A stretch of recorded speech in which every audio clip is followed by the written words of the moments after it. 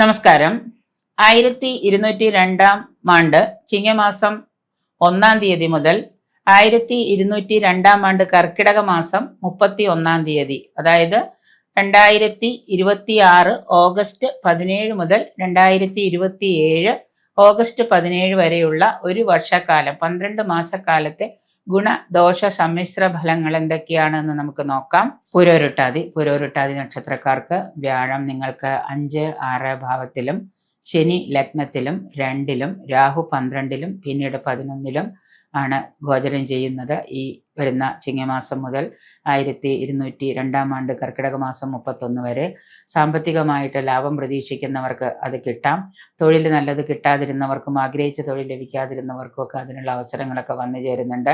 ജാതക പരിശോധനയും കൂടെ നടത്തിയിട്ട് നിങ്ങൾക്ക് എന്തെങ്കിലും ദോഷങ്ങൾ ജാതകത്തിലുണ്ടെങ്കിൽ അതിനും കൂടെ പരിഹാരങ്ങൾ ചെയ്തു കഴിഞ്ഞാൽ നല്ല രീതിയിലുള്ളൊരു തൊഴിൽ മാറ്റം, തൊഴിൽ ഉയർച്ചയൊക്കെ കിട്ടാം.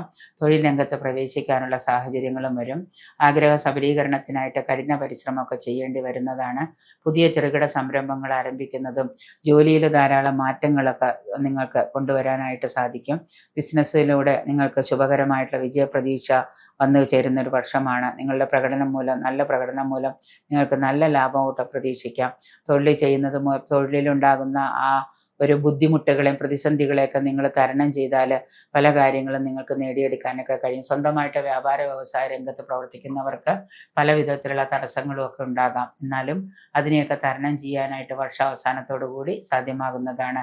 ശനിയും വ്യാഴവും മാത്രമല്ല, നമ്മുടെ കഠിന പ്രയത്നവും കൂടെ ജീവിതത്തിൽ പല മാറ്റങ്ങൾക്കും കാരണമാകുന്നുണ്ട്. പ്രധാനപ്പെട്ട പല കാര്യങ്ങൾക്കായിട്ട് ധാരാളം യാത്രകൾ ചെയ്യേണ്ടതായിട്ട് വരാം. പ്രവാസികളായിട്ടുള്ള വിദേശികൾക്ക് നഷ്ടപ്പെട്ട തൊഴിൽ വേറെ എവിടെയെങ്കിലും പുതിയ തൊഴിൽ കണ്ടുപിടിക്കാനോ തൊഴിൽ പ്രവേശിക്കാനൊക്കെ സാഹചര്യമുണ്ട്.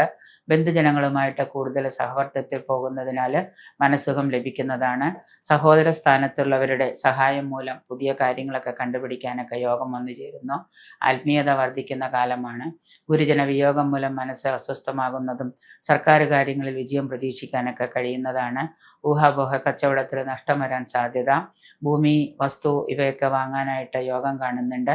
ഭൂമി വിൽപ്പനയൊക്കെ ആഗ്രഹിക്കുന്നവർക്ക് ധാരാളം നഷ്ടസാധ്യതകൾ അതിൽ വന്നുപെടാം. ശിവങ്കല കൂവളമാല അർച്ചന നടത്തുന്നതോ അതുപോലെ തന്നെ നെയ്വിളക്ക് പിൻവിളക്കായിട്ട് ചെയ്യുന്നതോ ഒക്കെ ദോഷപരിഹാരം കുറയ്ക്കുന്ന നല്ലതാണ്. നിങ്ങളുടെ വക്കപ്പിറന്നാളിലെ മഹാമൃത്യുഞ്ജയ ഹോമം ക്ഷേത്രത്തിൽ വഴിപാടായിട്ട് നടത്തുന്നത് കൂടുതൽ രോഗാരിഷ്ടതകൾ കുറയ്ക്കുന്നതിന് വളരെ ഉത്തമമായിരിക്കും.